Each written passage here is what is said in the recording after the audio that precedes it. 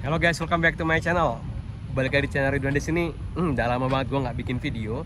Dan di video kali ini gue akan update sebagian besar tentang BTN Jakarta International Marathon yang akan dilaksanakan kurang dari 2 bulan lagi.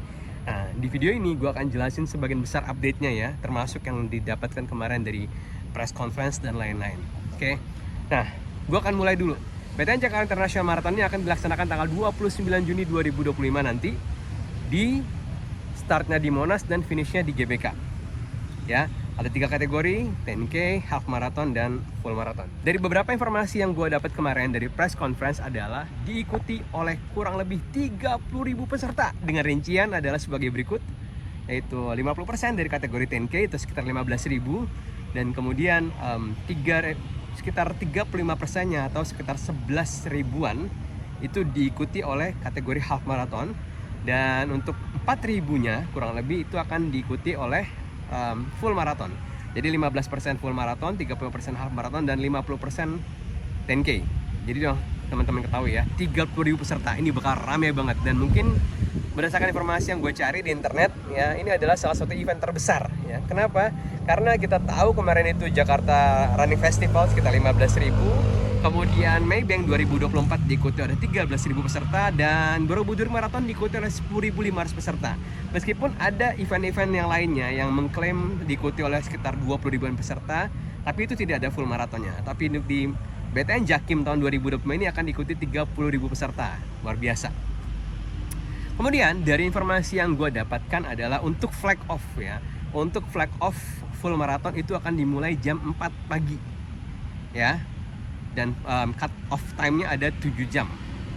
Kemudian untuk HM-nya akan dimulai dari jam 5 pagi dan cut off-nya adalah 4 jam. Dan kemudian untuk yang 10K itu akan dimulai jam 6.20 pagi dengan cut off time-nya itu 2 jam.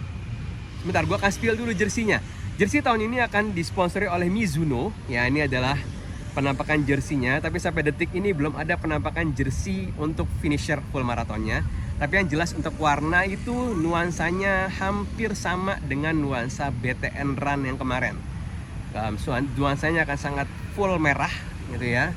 Kalau kemarin BTN Run itu ya sponsor oleh Mills, tapi sekarang untuk yang jersey yang BTN Jakim 2025 ini akan dibrandkan dengan menggunakan brand Mizuno. Dan gue belum pernah punya jersey Mizuno, this is my first time punya Mizuno. Jadi itu yang teman-teman ketahui semuanya. Kemudian untuk medali ini akan gua spill ya. Kalau sekitar sekilas gua lihat ya, ini medalinya jauh lebih bagus daripada medali tahun lalu. Tidak akan ada berisik-berisik lagi. Yang menarik adalah bisa dibuka. Jadi ada bagian magnetiknya, tapi memang tidak ada digrafirkan jarak pada medali ini gitu ya. Sehingga memang sayang sekali hanya sekedar medalinya hanya untuk membedakan antar kategori hanya lanyardnya saja nanti akan kelihatan. Untuk yang 10K ada lanyard 10K, kemudian ada lanyard yang half marathon, dan juga ada yang lanyard full marathon. Tidak ada perbedaan warna sejauh ini yang gue lihat dari press release mereka yang ada yang gue dapat di Instagram. Nah, kemudian ini yang paling penting buat teman-teman semuanya yang harus teman-teman ketahui. Gue akan duduk dulu. Nah, banyak yang nanya sama gue kemarin, karena kebenaran startnya di Monas dan finishnya di GBK, bagaimana strategi berangkatnya? Mempelajari pengalaman yang gue alami tahun lalu, itu untuk BTN Jakim dia menyediakan mobil shuttle yang akan membawakan peserta dari sekitaran Senayan menuju Monas. Ini menarik teman-teman sekalian. Jadi sebenarnya kalau saran saya buat teman-teman sekalian yang belum booking penginapan, enaknya booking penginapan sekitar daerah Senayan saja. Nanti akan ada busway khusus yang akan mengangkut teman-teman semua ke Monas. Ya, itu akan jauh lebih efektif daripada teman-teman harus nginep sekitaran Monas, kemudian finish di GBK, dan teman-teman balik lagi ke Monas lagi. Jadi lebih baik, saran saya pribadi, lebih baik teman-teman nginep di sekitaran daerah Senayan atau SCBD, SBD, atau Blok M dan lain-lain. Kemudian nanti teman-teman bisa menggunakan bis feeder, tapi dia menggunakan Transjakarta sih. Transjakarta memang yang disiapkan untuk mengangkut peserta dari sekitaran FX, kalau nggak salah tahun kemarin itu ya, sekitaran FX itu nanti akan dibawa langsung ke Monas untuk start line. Terus bagaimana buat teman-teman yang mungkin bawa kendaraan sendiri, bagaimana parkirnya? Sebagai gambaran saja, kemarin saya waktu pas ikutan JRF ya, ini sebenarnya konsepnya hampir sama karena mereka akan nutup jalan gitu ya. Itu jam 3 pagi saja itu jalanan sudah ditutup teman-teman sekalian. Akses dari manapun sudah tidak bisa masuk ke daerah utamanya gitu. Artinya teman-teman sekalian, kalau memang pengen bawa kendaraan dan akan parkir sekitaran FX, itu sebaiknya teman-teman bisa tiba kurang dari jam 3 pagi. Ya, wah gila pagi banget bro. Ya ini kejadian, karena kejadian waktu itu pas giliran gue di JRF itu gue udah nggak bisa lewat. Dan akhirnya gue boleh dikasih lewat, padahal gue masih jam 3 pagi kalau nggak salah. Dan akhirnya gue bisa dikasih lewat itu setelah gue mengeluarkan bip. Dan itu kondisinya gue bawa sepeda motor bukan mobil. Yes, itu pengalaman gue kemarin ya. Jadi itu posisi gue itu di sekitaran daerah gue dari arah Menteng. Dan kemudian gue sudah dilarang tidak boleh lewat gitu. Ya memang posisi waktu sudah jam 3 karena sudah di jalan sudah ditutup. Dan memang harus clear up menuju flag off full marathon gitu ya.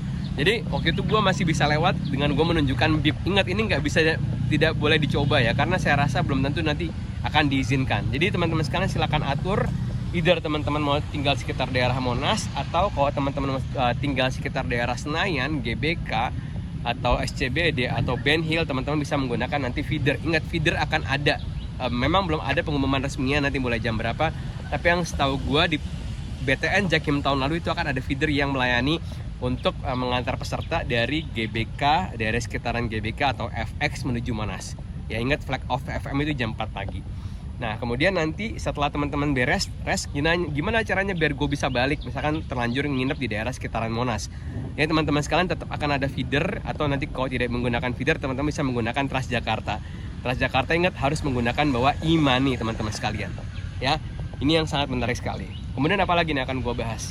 Oh, dropback. Nah, dropback itu teman-teman sekalian akan ada. Nah, biasanya nanti dropback kan akan ngedrop di daerah Monas kan. Terus gimana nanti gua ngambil? Tenang, nanti teman-teman tas teman-teman akan dibawa oleh kendaraan yang akan membawa tas teman-teman semuanya langsung ke GBK. Nanti pengambilan dropbacknya di GBK lagi. Oke ya. Jadi kurang lebih itu yang bisa gue jelasin seputar BTN Jakim tahun ini. Nanti untuk update berikutnya tentang rute nanti akan gue bahas di video berikutnya. Teman-teman sekalian yang mau diskusi silahkan komen di kolom komentar, nanti kita akan jawab bareng-bareng di sana ya. So kurang dari 2 bulan lagi siapkan persiapan yang sangat baik supaya apa? Supaya nanti race-nya bisa berjalan dengan baik ya. Sampai jumpa nanti di BTN Jakim. Gue akan ikut full marathon sama teman-teman sekalian ya. Sampai jumpa di video berikutnya and goodbye. Stay healthy guys.